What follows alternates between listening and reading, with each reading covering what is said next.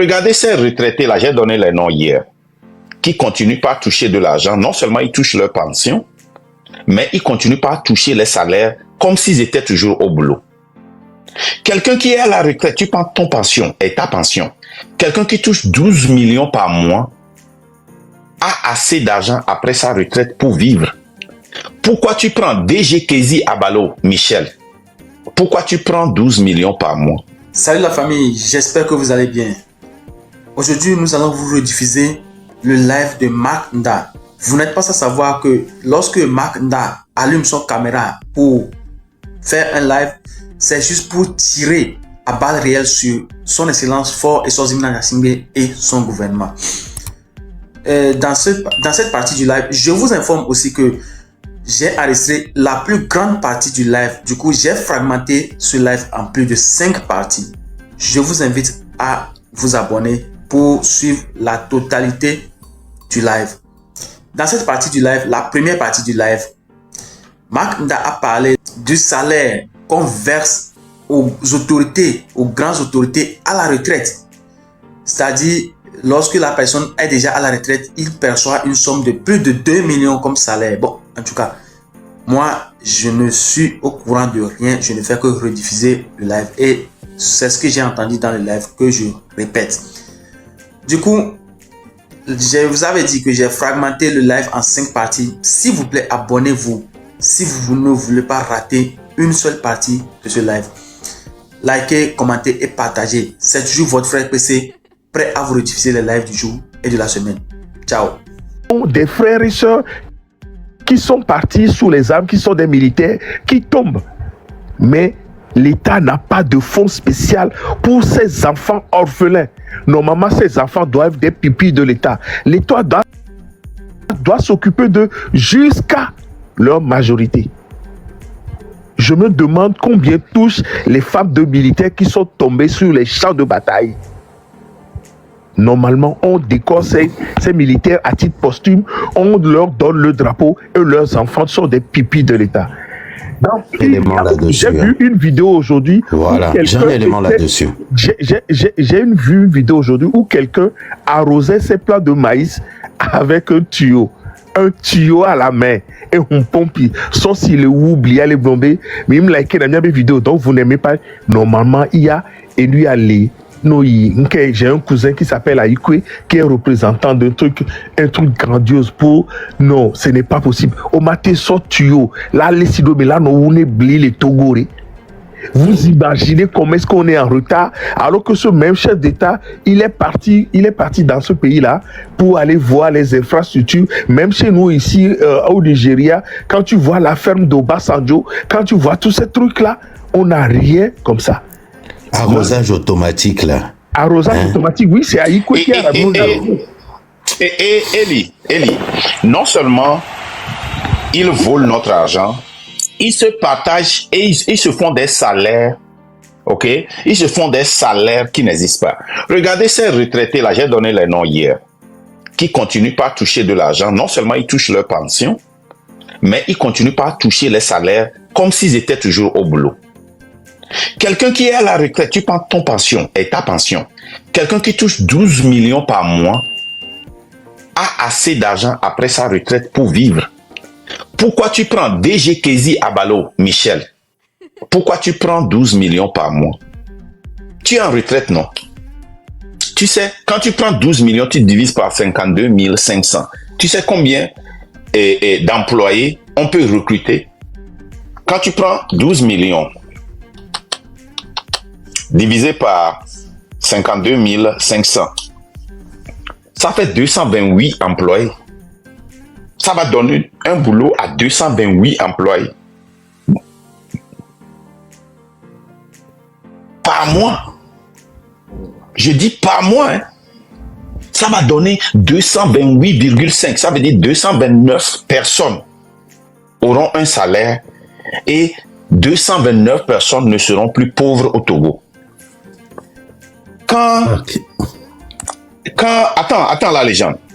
Quand Ekpao prend 2 600 000 par mois, Ekpao, tu sais combien de personnes tu peut recruter, le gouvernement peut recruter avec 2 600 000. Avec 2 600 000. Quand on divise ça par 52 500, ton salaire là, c'est 50 personnes. 50 personnes vont avoir la nourriture par mois, l'électricité, l'eau. Donc, nous avons 229 personnes et par 50 personnes. OK? Et comment l'appelle-t-on? Mademoiselle Ataï. Et il y en a plein. Cette demoiselle-là, Mademoiselle Ataï, tu prends 2 millions. Tu sais combien de personnes on peut recruter avec les 2 millions? Avec 2 millions. Mademoiselle Ataï, quand tu divises ça par 52 500, tu sais que c'est le salaire de 38 familles que tu as. Tu es en retraite. Mademoiselle, je ne sais pas le travail que tu as fait pour être en retraite, mais tu es en retraite, tu prends ta retraite. Pourquoi tu touches encore? Et il y a plein de ces demoiselles. Hein. Ces demoiselles-là sont sur les réseaux sociaux pour créer des buzz. Ils ouvrent de petites boutiques. On lave l'argent à travers leurs boutiques. Ils sont là pour nous distraire. Elles créent de faux buzz, de faux divorces, de faux mariages, de faux divorces. Ça, c'est Mademoiselle Ataïsa. Monsieur Blue, 2 millions par mois. Combien d'employés? Même chose. Monsieur Gouet Ekwe, 2 millions par mois. Écoutez bien, c'est dans ce pays-là que nous vivons. Et ça continue, et ça continue. Nous avons Monsieur Urosama, tu prends 2 millions. Dans ton village, tu sais combien de personnes tu peux sauver avec 2 millions? C'est ça, avec 2 millions, tu prends 2 millions, comme je l'ai dit, tu divises par 52 500, tu as un salaire pour 38 personnes. Chez toi, monsieur Ouro, tu voles l'argent de ton village, tu voles l'argent de ta préfecture, tu voles l'argent des villageois qui sont dans ton pays. Tu voles l'argent de ceux qui sont dans ton village. Monsieur Dalmeda, tu prends 1 500 000 par mois. Et alors que tu es en retraite, 1 500 000, tu sais combien de personnes combien de familles peuvent sortir de la pauvreté s'il prend au moins 52 500 par mois? 29 personnes. 29 personnes. 29 personnes. Tu voles l'infrastructure de l'enfant de tes amis, l'enfant de tes villages, de ton village, l'enfant de ta préfecture, des enfants de ta préfecture, les orphelins qui sont là-bas. Là. Hein? Quelqu'un pouvait les prendre avec 52 500 là, et leur créer quelque chose. Monsieur Agnektom, Agnektom, 1 500 000 par mois. Le SMIG est à 52 500. Vous prenez ça par mois. Monsieur Dejean, 1 500 000. Monsieur Aoussi, 1 300 000. Voilà pourquoi nous voulons que ce pays-là change. On en a marre. Vous créez des réseaux pour nous créer de faux docteurs. Comment l'appelle-t-on? Les gens là. Hey! Vous créez de faux diplômes. Vous créez de faux diplômes. On n'a pas de docteur compétent pour nous opérer parce que vous créez de faux diplômes. Vous avez ces réseaux-là. On a des juges qui savent lire les lois, mais qui ne savent pas trancher. Des avocats qui ne connaissent pas le rôle d'un avocat. Des commissaires qui ne connaissent pas les droits des citoyens, qui peuvent aller enlever quelqu'un et les laisser au commissariat pendant 2 semaines. À cause de vous. Vous faites trafic de drogue. On dit, c'est de la drogue. Maintenant, vous touchez nos biens aussi. Le ciment que vous vendez là, on a le meilleur ciment dans l'Afrique de l'Ouest. Où va l'argent? Et un petit qui est né dans les années 2000, ou bien 2000 quoi là-bas, venir me dire que moi, parce que tu n'étais pas né. Tu n'étais pas né, c'est pour cela que tu ne peux pas savoir et ça donc. You don't know. La légende, vas-y. On va commencer par monter des gens. Oui, Si on a des témoignages sur des tortures, venez parler. Sur des vols, venez parler. Je voulais rebondir rapidement sur la vidéo de Totorino. Il a dit quelque chose de très très très important. Et puis ça ne concerne pas que la culture, hein, c'est tout l'image du pays. Il a dit, si on parle, on nous emprisonne. Si on parle, on nous met en prison. Ça, c'est partout au Togo.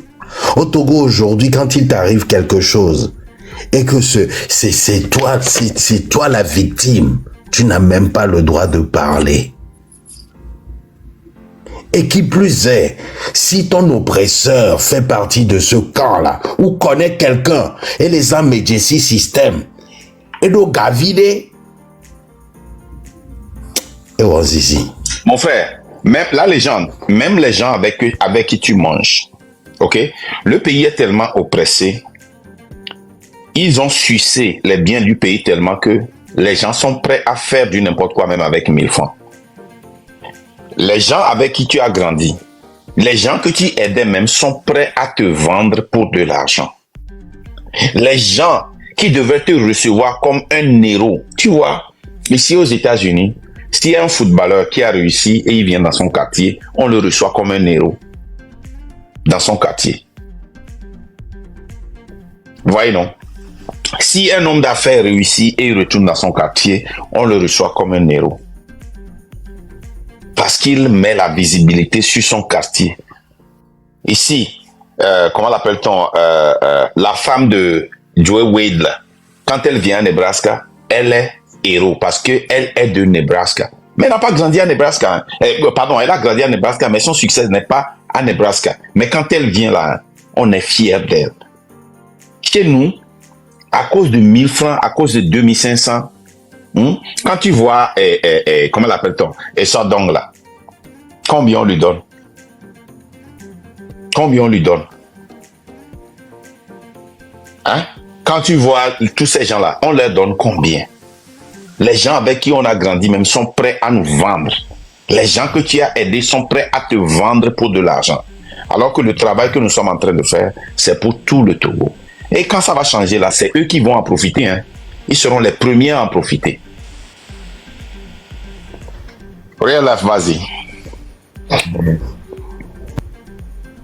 Bonsoir Real Life. À vous la parole. Oh, panouto. Nyake, maman. Nkemi oma.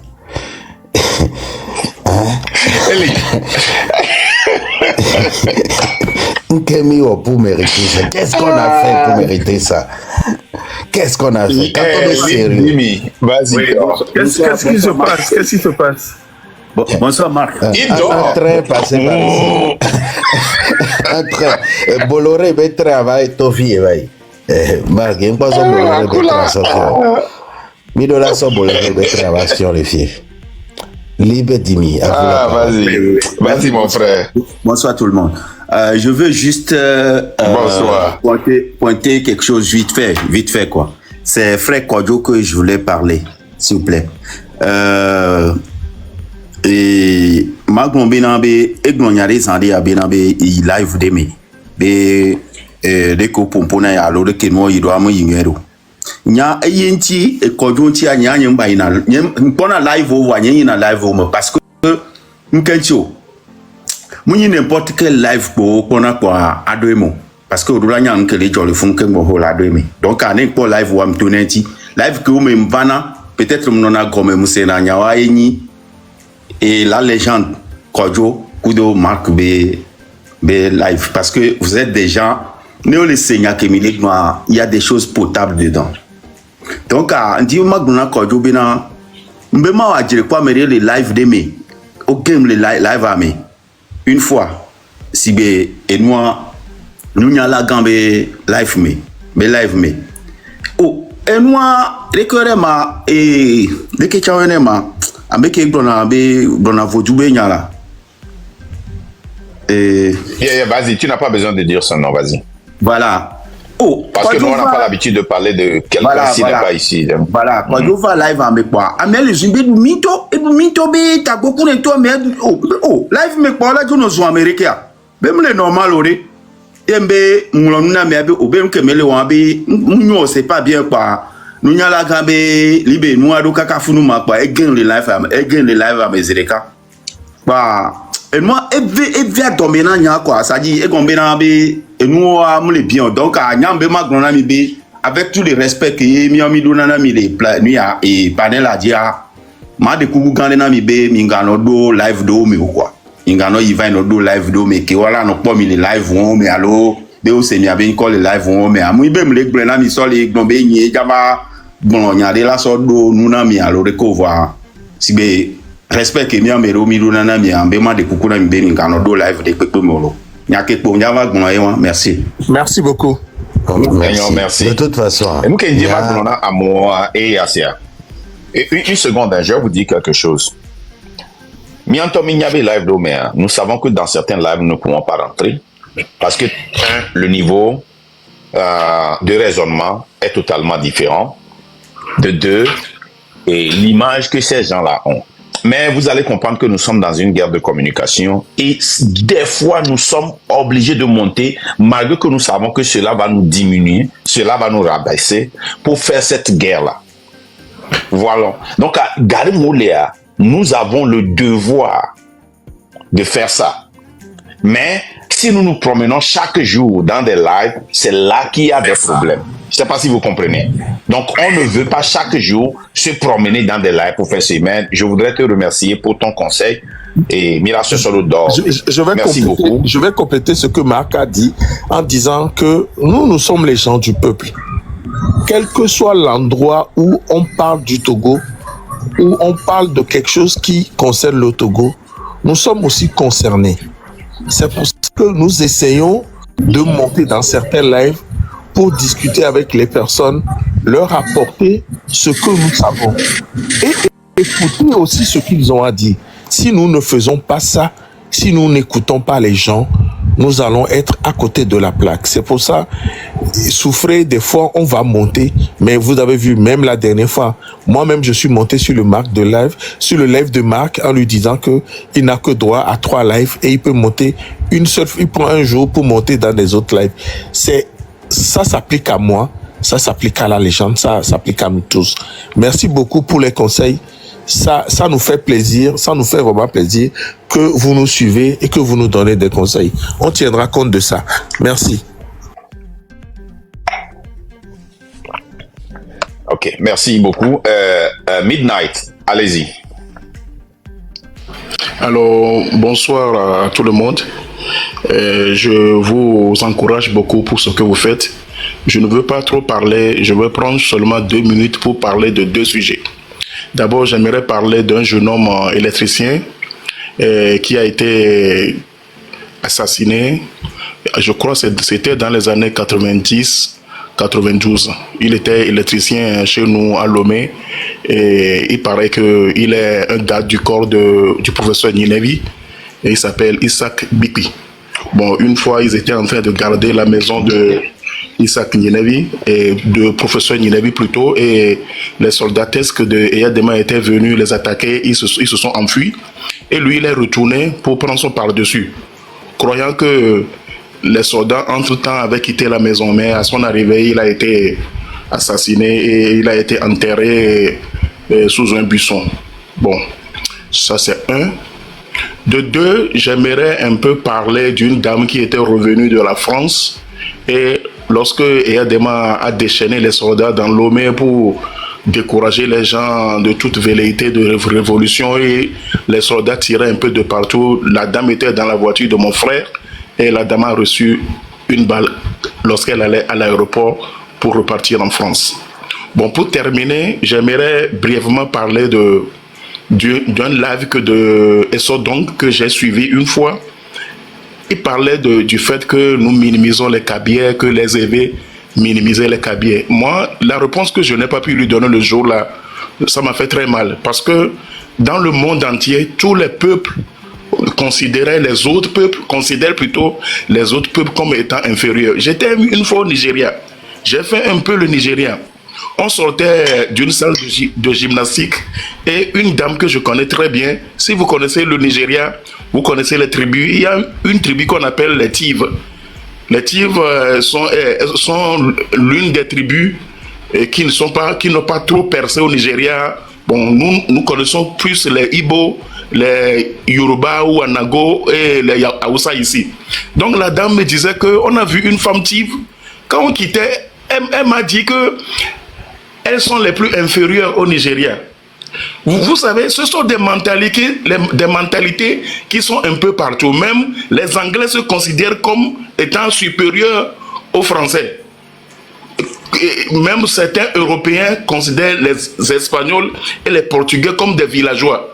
Donc, même ici au Togo, nous qui ne sommes pas des anécotov vrai, les gens qui sont anécotov vrai, nous considèrent comme des peuples inférieurs. C'est un peu partout.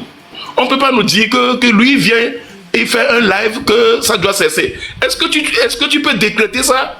La mentalité des peuples à l'égard des autres peuples, est-ce que tu peux décréter que aujourd'hui ça doit cesser? Moi, ce jeune homme-là, je ne connais pas. Je ne sais pas comment il réfléchit. Il fait ça, il nargue les gens. Que malgré qu'on considère les Kabyles comme des peuples inférieurs, il nous dirige. C'est un peu sa mentalité. C'est ce qu'il essayait de faire ressortir. Mais moi, je ne considère pas les Kabyles comme des peuples inférieurs. Moi, je veux juste dire que ce sont des choses qui existent dans le monde entier. Les Allemands qui croient qu'ils sont les êtres surnaturels, le peuple arien qui est au-dessus des peuples du monde entier. Ça n'a pas commencé aujourd'hui. Bon, j'aimerais chuter ici. Merci beaucoup. Ok. Merci, Midnight. Merci. Ce que je voulais dire encore, je veux revenir sur cette histoire Kabylie, truc là. Vous rappelez que ce jour-là, j'avais changé le live que je devais faire et j'ai fait un live sur l'ethnicité ou bien les ethnies du Togo, la division que Essodong a voulu mettre parmi nous. C'était pas pour dénoncer l'ethnie. Il voulait utiliser ça comme une propagande pour semer une division entre nous pour dérailler la lutte. Donc on a compris ça rapidement. Heureusement, on n'est plus là-bas. Donc on va pas trop s'attarder sur ça. Et il est venu, il a fait une vidéo sur moi qu'il a partagée sur le net. Donc il a demandé qu'on vienne, on amène des preuves. On a amené plus que des preuves. Et il ne peut rien faire. Et il ne peut pas lutter sur nous et contre nous avec des preuves, parce qu'ils n'en ont pas. Donc, on doit être focus dans ce sens-là et travailler dans ce sens. On doit focus dans les vols que, comment l'appelle-t-on?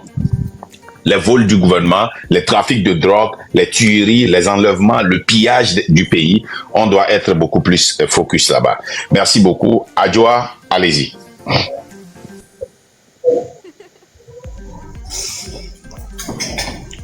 Adjoa, je ne sais pas si on doit la démuter.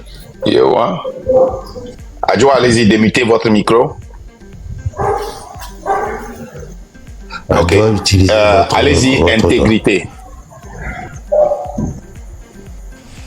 Ok. Allez-y, intégrité. Oui, bonsoir. La légende a été très rapide. Il y a beaucoup de demandes en bas. On va pas. Hein, il y a beaucoup de demandes en bas. Oui.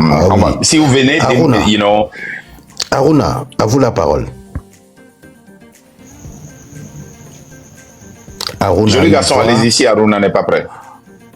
Non, Aruna, garçon. Ça continue pas à bugger chez lui. Non, ne descends pas, Aruna. Ça bug toujours. C'est.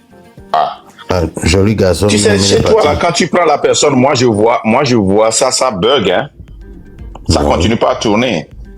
Ouais, ça doit avoir un problème. Oui. Aruna, une fois, deux fois, trois fois, adjugé, vendu à Fort Nyasingbe. Allez, comme là, à vous la parole. Monsieur Aruna. Oui. Oui, vous m'écoutez? On vous écoute. Oui, allez-y. Allez-y. Ok, merci beaucoup. Merci de m'avoir donné la parole. Moi, je vais parler à propos des impôts, des exploitations du phosphate et autres là que vous avez dénoncé Oui. hier. Ouais, allez-y.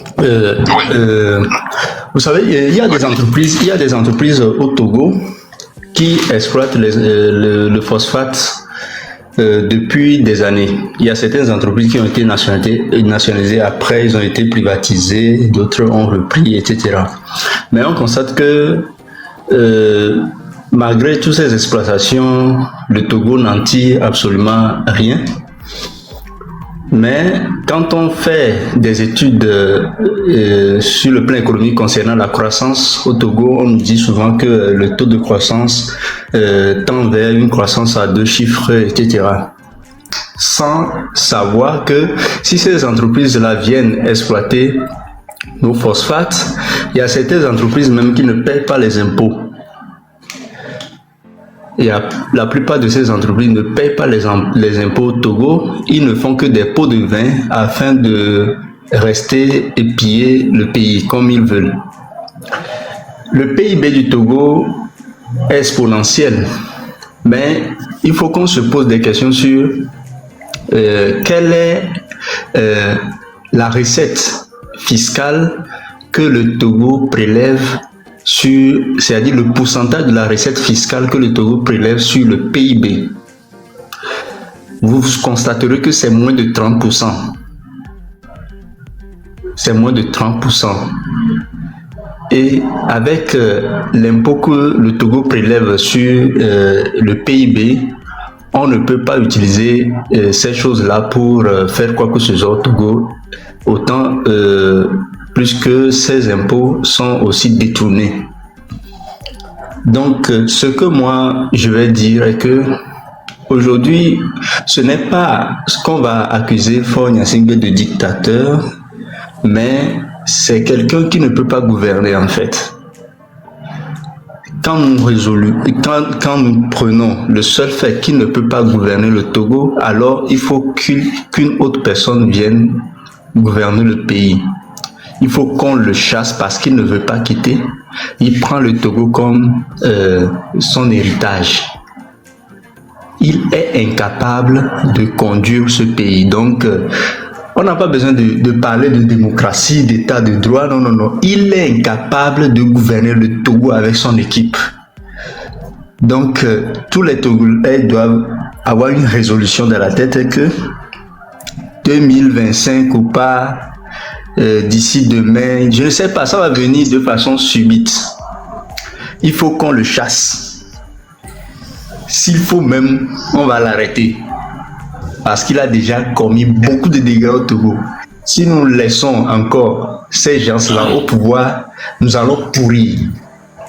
Il y a certains qui pensent qu'ils vont avoir un jour la possibilité de voyager, de quitter le pays. Mais c'est faux, tout le monde ne peut pas partir. Tout le monde ne peut pas partir.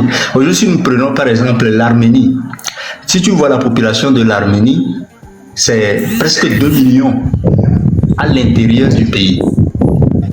Mais à l'extérieur, il y a plus de 12 millions d'Arméniens à l'extérieur. Et ces Arméniens-là ne peuvent pas rentrer au pays en Arménie et construire l'Arménie.